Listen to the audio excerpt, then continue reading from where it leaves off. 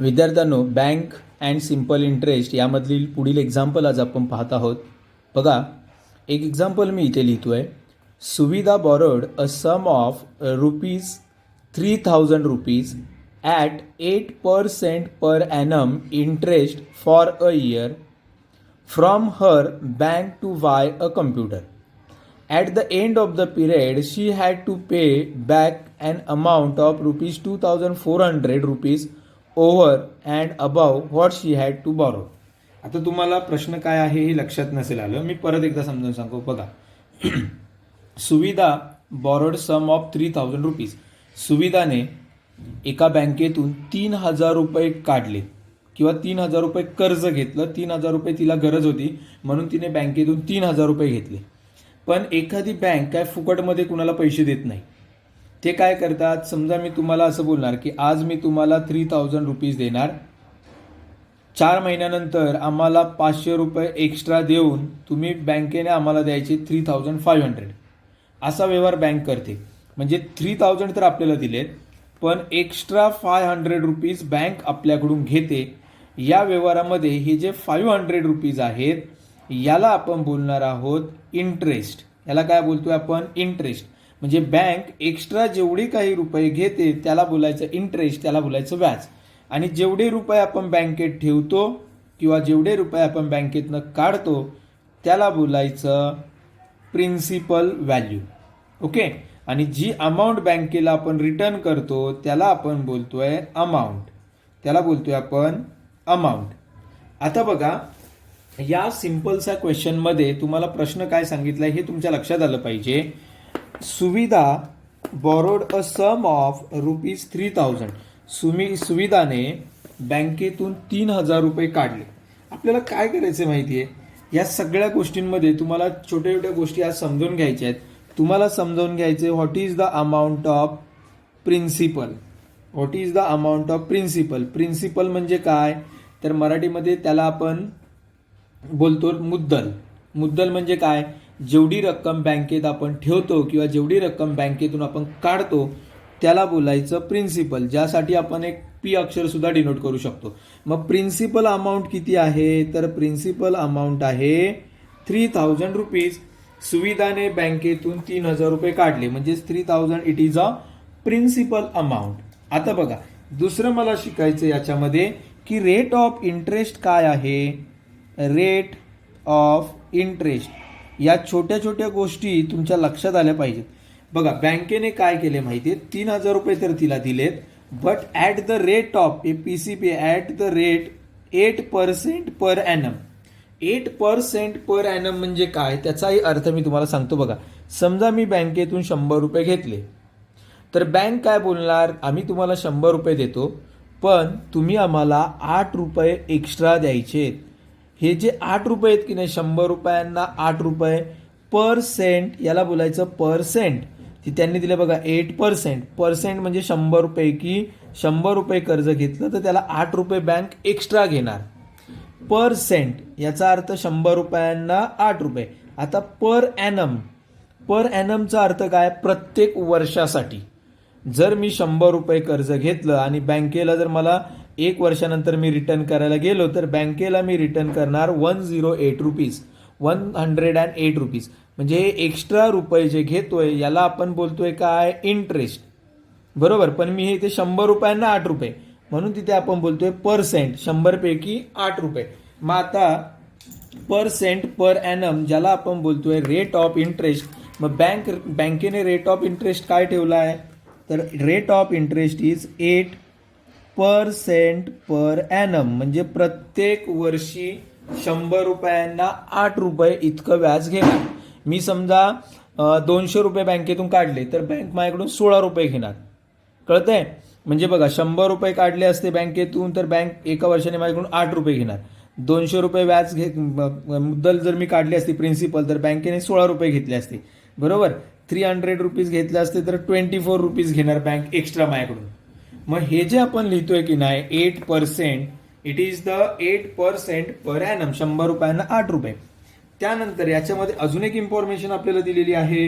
काय बघा, इंटरेस्ट. तर बँक माझ्याकडून किती रुपये इंटरेस्ट घेणार, इंटरेस्ट हाही गोष्ट तुम्हाला कळाली पाहिजे. इंटरेस्टला आपण शब्द वापरतोय 8 आय शब्द वापरतोय. बघा 3000 रुपीज घेतले, या 3000ला बोलायचं principal. 8% per annum it is a rate of interest.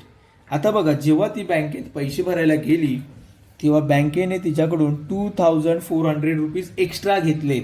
बघा तिला एक कम्प्युटर वगैरे घ्यायचा होता, त्यासाठी तिने 3000 रुपये घेतले 8% पर ॲनमने interest for the year from her bank.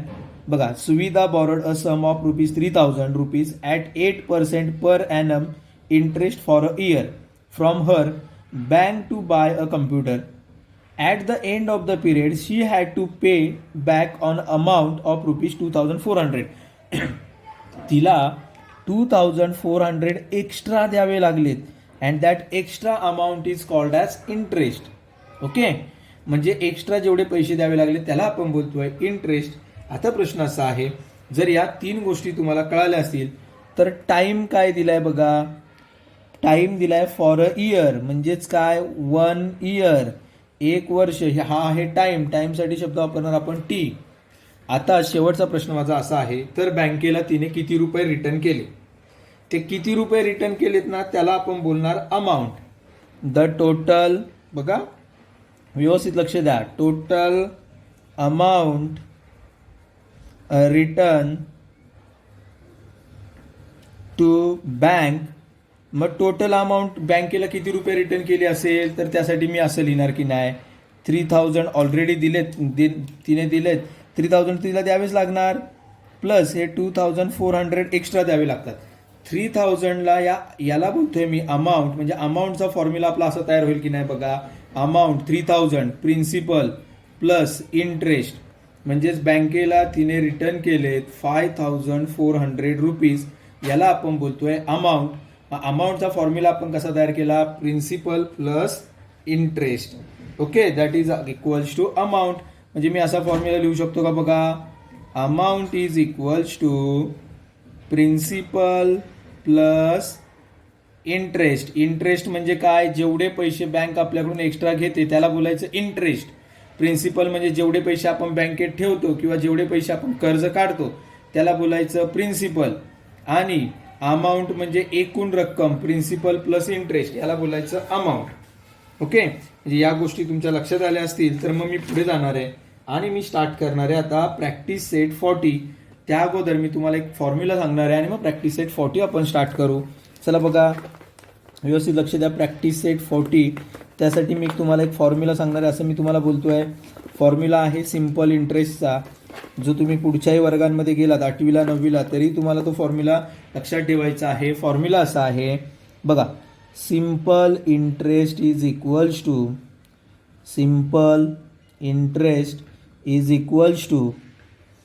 Principal into rate into time upon 100.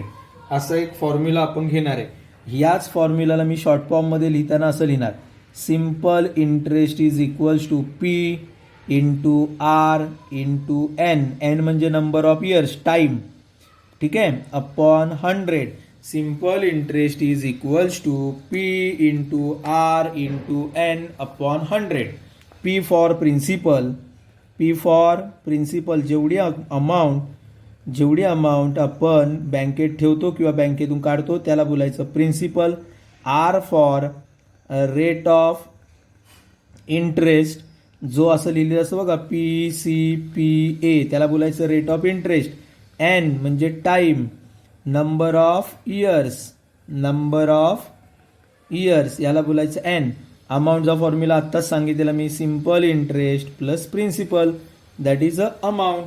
एक पहिलं गणित आपण स्टार्ट करू सोडवायला. चला बघा सगळ्यांनी फॉर्म्युले जर लक्षात आले असतील तर आपण पहिला क्वेश्चन स्टार्ट करणार आहोत. तोही तुम्हाला लगेच कळणार आहे, सगळ्यांना कळणारे प्रश्न.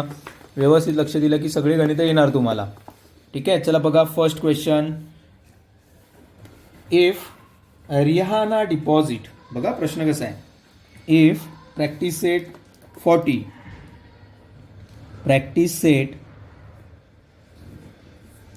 40 if Rihanna deposit 1,500 rupees in the school fund at 9% per annum for 2 years. What is total amount she will get? What is total amount she will get? बघा, प्रश्न समजला असेल अशी अपेक्षा करून मी पुढे जाणार आहे. प्रश्न असा आहे, रिहानाने 1,500 रुपीज हे स्कूल फंडमध्ये ठेवले. आता 1,500 रुपये, मी मगाशीच तुम्हाला काय सांगितलेलं, जेवढी रक्कम आपण बँकेत ठेवतो किंवा जेवढी रक्कम आपण बँकेतून काढतो त्याला बोलायचं प्रिन्सिपल. मला 3 व्हॅल्यू इथे लिहायच्या आहेत. पहिलं लिहायचं आहे प्रिन्सिपल. Principal means what? जेवढी रक्कम आपण बँकेत ठेवतो किंवा जेवढी रक्कम बँकेतून काढतो त्याला बोलायचं principal. If Rihana deposit 1,500 rupees, it means 1,500 rupees तिने ठेवलेत कुठे? स्कूल फंडमध्ये. त्याला आपण काय बोलणार? प्रिन्सिपल. ॲट 9% पर ॲनम, हा आहे रेट ऑफ इंटरेस्ट. बरोबर की नाही? रेट ऑफ इंटरेस्ट, ज्याच्यासाठी शब्द आपण काय वापरतोय? आर. 9% पर ॲनम म्हणजे 9 रुपये प्रत्येक 100 रुपयांना 9 रुपये ठेवलेत, याला बोलतोय आपण रेट. 9% पर ॲनम, मग अशी सांगितलेलं पर्सेंट पर ॲनम आलं की तो रेट असतो. हा प्रिन्सिपल. फॉर 2 इयर्स म्हणजे याचा अर्थ टाईम आहे, ज्याच्यासाठी शब्द अक्षर वापरतो आपण एन. टाईम आहे 2 इयर्स. तर प्रश्न असा आहे, what is the total amount she will get? तर तिला किती रुपये रिटर्न मिळतील? सिंपल आहे की नाही गणित? आपण काय शोधणार इथे? तर आपण शोधणार सिंपल इंटरेस्ट. सिंपल इंटरेस्टचा formula P into R into N upon 100. P 1,000, P किती आहे बघा? 1,500. R 9 आणि नंबर ऑफ इयर्स 2 अपॉन 100. मग आता हे 2 0 आणि हे 2 0 कट होतील. 15 इंटू 9 इंटू 2 किती येते बघा? 15 9 135 आणि इंटू 2 बे पंचे 10 चाला 1 बेत्रिक 6 आणि 1 7. ओके, आणि बे के बे म्हणजे सिंपल इंटरेस्ट त्याला मिळणार आहे 270. आता बघा, सिंपल इंटरेस्ट म्हणजे काय? तर 1,500 रुपये त्याने ठेवले, त्याला 100 रुपयानं 9 रुपये एक्स्ट्रा मिळणार होते. तर 1,500 रुपयांना किती रुपये एक्स्ट्रा मिळणार? 270. मग आता तिला किती रुपये रिटर्न मिळतील at the end of the 2 years? 2 वर्षानंतर टोटल अमाऊंट मिळणार. Total amount is equals to simple interest plus what? Simple interest plus P किंवा P प्लस SI असा फॉर्म्युला लिहिला की नाही मग अशी आपण? P plus simple interest. Principal amount तर तिला रिटर्न मिळणारच आहे, 1,500 तिला मिळणारच आहेत आणि एक्स्ट्रा मिळणार 270 rupees. That means Rihana will get 1,770 rupees back. तिला 2 वर्षानंतर 1,770 रुपये रिटर्न मिळतील. म्हणजे तुम्हाला गणित समजलं आता काय सांगितले ते? हेच गणित आपण उद्या पण कंटिन्यू करणार आहोत. आता मी एक जस्ट तुम्हाला होमवर्क देणार आहे, ते गणित मला सगळ्यांनी सोडवलेलं पाहिजे आणि मला अशी अपेक्षा आहे हे गणित तुम्हाला कळालं असेल. नसेल समजलं तर परत एकदा पाहून घ्या, डबल तुम्ही पाहायचं आहे ते गणित. बघा, गणित एकदम सिंपल मी तुम्हाला देणार आहे. स्वराज बॉरोड, लक्ष द्या आता सगळ्यांनी. Swaraj borrowed rupees 1,200 from bank. स्वराजने बँकेतून 1,200 रुपये काढले.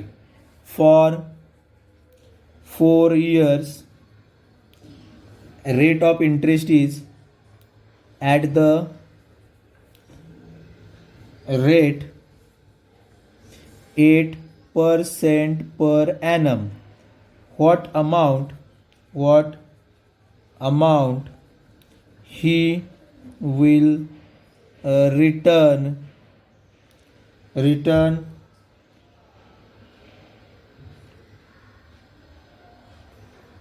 To bank.